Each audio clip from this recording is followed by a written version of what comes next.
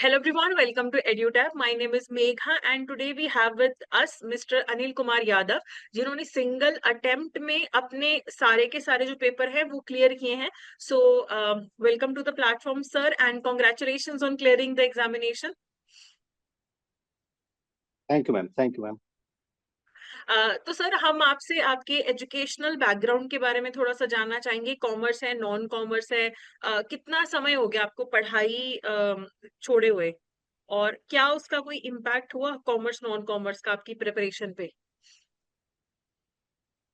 Ma'am मैं तो non commerce हूँ एंड आर्ट साइंस से हूँ.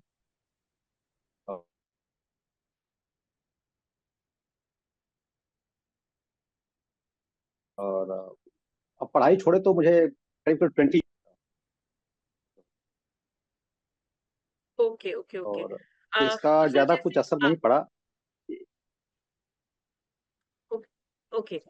तो सर जैसे आप जी. नॉन कॉमर्स बैकग्राउंड से हैं और बहुत सारे लोग ऐसे बोलते हैं कि कॉमर्स वालों को एएफएम में बहुत एडवांटेज रहता है, Indian economy, Indian financial system में बहुत एडवांटेज रहता है.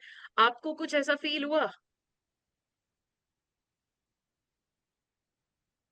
नहीं मैम, मुझे अभी ऐसा कुछ नहीं लगा कि मैं कॉमर्स और नॉन कॉमर्स से ऐसा कुछ, और ऐसी कोई नई चीज नहीं लगी कि जो कि नहीं मुझे कॉमर्स से होना चाहिए तभी ये हो पाएगा. ऐसा कहीं पर भी कोई चीज नहीं लगा. ओके. सो आपने कितने अभी तक अटेम्प्ट्स दिए हैं, और अभी पहले के अटेम्प्ट्स में जब क्लियर नहीं हुआ और अब के अटेम्प्ट में जिसमें आपने एक ही अटेम्प्ट में सब कुछ क्लियर कर लिया, क्या डिफरेंस रहा आपकी प्रिपरेशन में?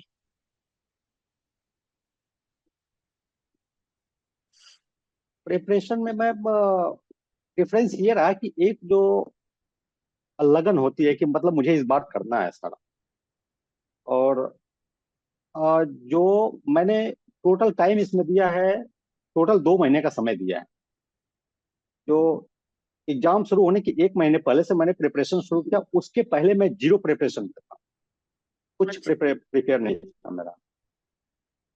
लेकिन एक दिन में 5 घंटे का समय मैंने दिया है. ड्यूटी करके आता था शाम को 7 बजे से रात को 12 बजे तक.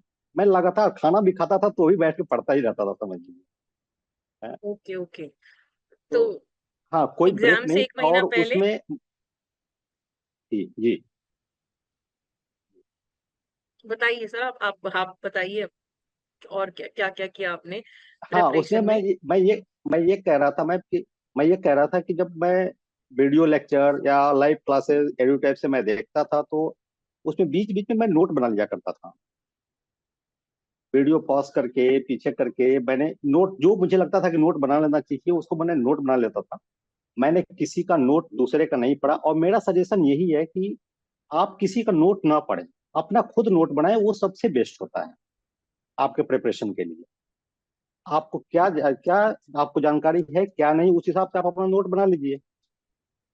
और कहीं पर भी मतलब मैं ये कह दिया कि आपको 5 घंटे का मेरा प्रिपरेशन है, लेकिन मैं अगर ये कहूँ कि मैं नोट बना के बैग में रख के स्कूल मतलब अपने बैंक में भी लेके जाता था, बीच बीच में उसको देख भी लेता था, तो वो भी एक मतलब कोर्स रहा है.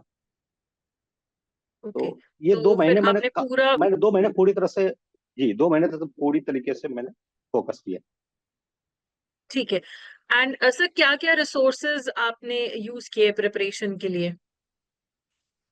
कुछ आपको मैं पेड परचेज किया आपने, या फिर बिल्कुल आप ऑनलाइन ही आपने फ्री रिसोर्सेज से पढ़ाई करी है? कैसे, आपका क्या सोर्स रहा? मैं पूरा फ्री रिसोर्स से ही पढ़ाई किया, यूट्यूब से. और केवल एक ही प्लेटफॉर्म को यूज किया, एडुटैप. और कोई प्लेटफॉर्म पे मैं नहीं गया, क्योंकि मैं बीच में अपने प्लेटफॉर्म एक आध बार चेंज करने की कोशिश की तो मुझे ऐसा लगा कि मैं डिस्टर्ब हो रहा हूँ. जो एक फ्लो चलता है ना, फ्लो में मैं डिस्टर्ब हो रहा हूँ. हम्म. जो भी प्रिपेयर करे एक ही फ्लो में रहे तो उनका प्रिपरेशन बेहतर होता है. तो इसलिए मैं सब कुछ छोड़ के एक ही प्लेटफॉर्म पे रहा, और चाहे उसका लाइव देख रहा हूँ या रिकॉर्डेड वीडियो देख रहा हूँ.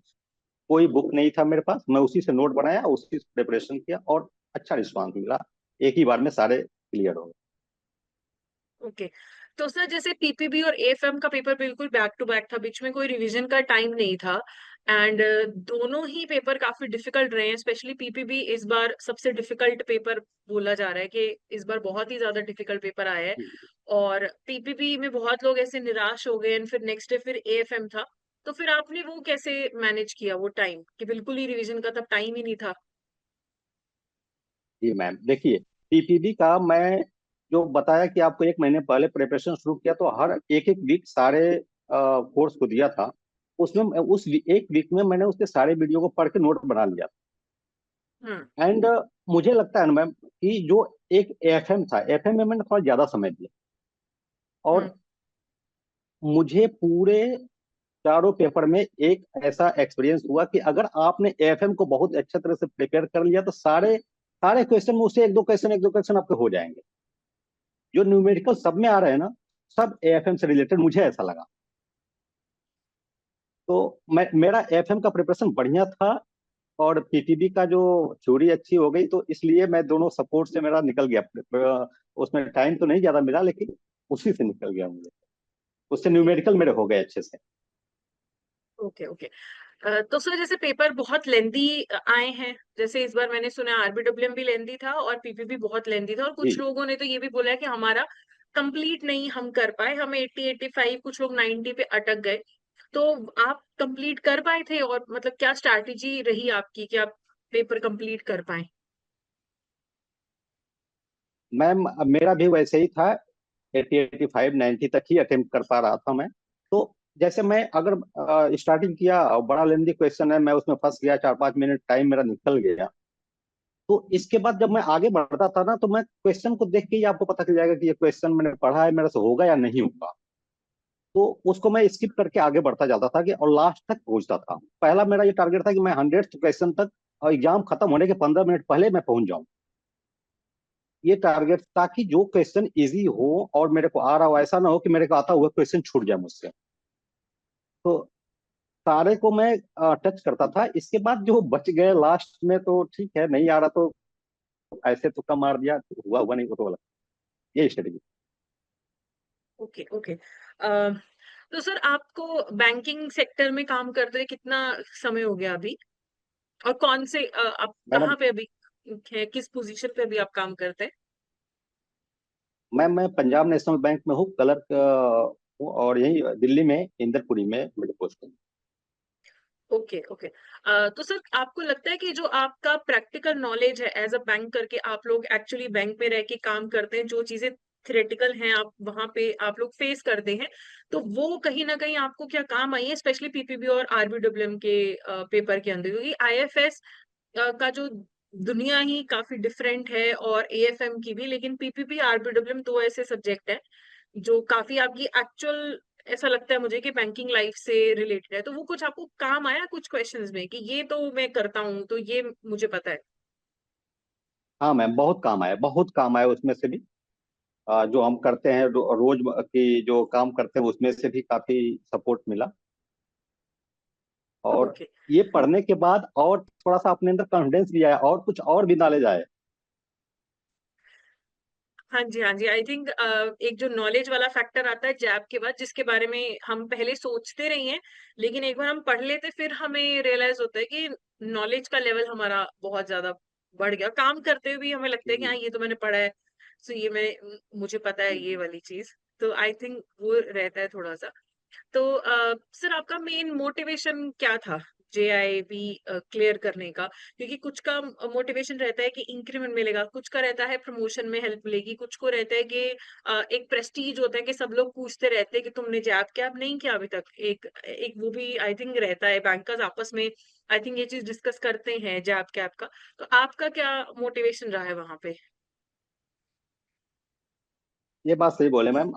मेरा प्रेस्टीज का ही रहा, क्योंकि ओके मेरे कुछ कुछ मित्र जो है उनका जैब क्लियर हो गया था, तो मैं भी सोचा कि मैं भी क्यों ना उनके बीच में रह रहा हूँ। ओके। और तो कुछ नहीं रहा। ठीक है। तो अभी फिर क्या लोग आपसे अब टिप्स लेने आ रहे हैं कि आपने चारों पेपर कैसे कर ली? क्योंकि आई थिंक आपके आसपास के बहुत लोग होंगे, किसी का एक अटक रहा है, किसी का दो अटक रहा है इस बार के अटेम्प्ट में। तो फिर आपसे लोग टिप्स लेने आ रहे होंगे अब। हाँ जी, हाँ जी मैम, जरूर जरूर, रोज पूछते हैं लोग, तो मैं उनको यही बताता हूँ जो मैं जैसे किया। और मैं ये भी बोलता हूँ कि आप अपने हिसाब से नोट बनाएं, और अपने हिसाब से पढ़ाई करें, मतलब ऐसा नहीं है कि आप किसी के नोट लेके पढ़ें, किसी पर वो नहीं करना है। और जहां भी रहें एक प्लेटफॉर्म पे रहें, आप बने रहें और जरूर हो जाएगा। ठीक है। मेहनत तो तो करनी पड़ेगी मैम। कंसिस्टेंसी, कंसिस्टेंसी और मेहनत तो। कंसिस्ट करनी हाँ पड़ेगी मैम। जी। हाँ जी। तो सर अभी फिर आपका कुछ सीआईबी की तरफ जाने का कुछ आपका प्लान है, या फिर अभी आप रेस्ट लेना चाहते हो कि नहीं अभी कर लेंगे, या अगले जून वाले साइकिल में देखेंगे, या अभी करना चाहते हो? नहीं मैम, मैं रेस्ट नहीं लेना है अब। मुझे इसी दिसंबर में करूंगा ट्राई। ओके अभी मैं ओके सोच ओके। रहा हूँ कि जुलाई से, अथवा जुलाई से हम पढ़ाई शुरू करेंगे, जुलाई या अगस्त से जरूर शुरू करेंगे। अभी तक कुछ प्लान नहीं। Okay, great great. तो सर फैमिली का को आपने कैसे समझाया कि, क्योंकि अब अगर आप 1 डेढ़ महीना तो बिल्कुल, अगर आप 5 5 घंटे पढ़ाई कर रहे हैं, तो सुबह ऑफिस गए, ऑफिस से आते फिर किताबें उठा ली, सो वर दे सपोर्टिव के, या फिर देवर के लाइक अरे अब ऑफिस से आके फिर आपने पढ़ाई करनी शुरू कर दी, या पूरा सपोर्ट था उनका? नहीं मैम, फैमिली का पूरा सपोर्ट था। और फैमिली मुझे कभी डिस्टर्ब नहीं किया। मैं जिस रूम में बंद हूँ तो अपना पढ़ाई कर रहा हूँ, तो किसी ने कभी डिस्टर्ब नहीं किया। पूरा सपोर्ट मिला। फिर तो सर उनको भी श्रेय जाता है आपको सपोर्ट करने का इतना। जी। मतलब इवन छुट्टियों में कहीं घूमने जाना, सब कुछ प्रोग्राम, सारे प्रोग्राम हमने कैंसिल कर दिए 2 महीने के लिए। कहीं नहीं जाना है ओके। बाहर।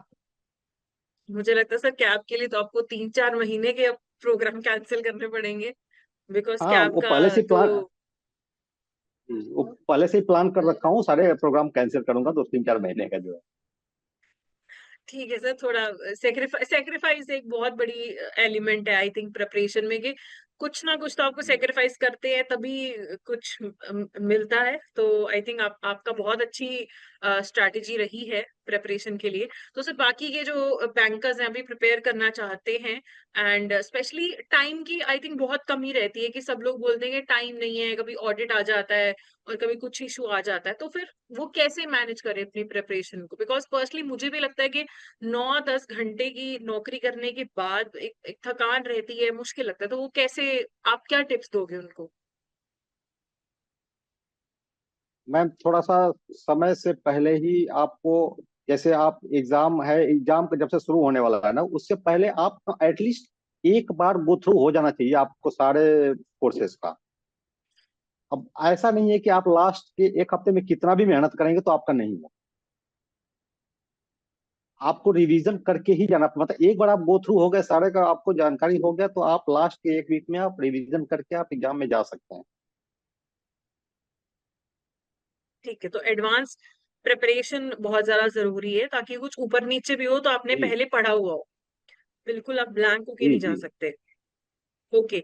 तो सर जी। आपने जैसे बोला आपने एडुटैप के वीडियोस देखे ऑनलाइन, तो आई थिंक आपने सुरेंद्र सर के, मेरे और निशांत सर के वीडियोस देखे होंगे। तो आपके फेवरेट टीचर कौन से रहे, आपका फेवरेट सब्जेक्ट आपको लगा कि ये मुझे सब्जेक्ट ये अच्छा लग रहा है? जनरली प्रिपरेशन में ना, जो पहला पेपर होता है उसमें न चाहते हुए भी ज्यादा समय मतलब दे दिया जाता है कि पहला पेपर है, थोड़ा हाँ अच्छे जी से हाँ होगा। जी। मतलब तो जो IIFS का पेपर था सुरेंद्र सर का, और मुझे उनका वे ऑफ टीचिंग बहुत अच्छा लगा, बहुत। मतलब मैं वहीं से मतलब एडिटर को भी पकड़ा, मैं सच बताऊं। हाँ, हाँ जी। सुरेंद्र सर का जो वे ऑफ टीचिंग था, ऐसा मतलब वो, और इस तरह से समझाते, मतलब फिर दोबारा आपको पढ़ने की भी जरूरत नहीं मेरे हिसाब से, मैंने जो पढ़ा दिया। नहीं सर का और बहुत ये है अच्छा पॉइंट। मैं कभी सोचा भी नहीं था कि मेरा 63 64 मार्क्स IIFS में आएंगे, जो मेरा कोई बैकग्राउंड भी नहीं। और हाँ जी। पहला पेपर निकलने से एक कॉन्फिडेंस का लेवल बहुत अच्छा, मतलब कॉन्फिडेंस आ जाता है। तब हाँ जी। मेहनत अपने आप बढ़ जाती है, मेहनत अपने आप आगे बढ़ जाती है कि और मेहनत कर लो ताकि इसी बार सब निकल जाए। ठीक है ठीक है। तो तो सर आपका स्कोर कैसा कैसा रहा सारे सब्जेक्ट्स के अंदर? मैम पता तो सबको है, पेपर काफी टफ थे। बहुत और सर, बहुत टफ थे आई थिंक।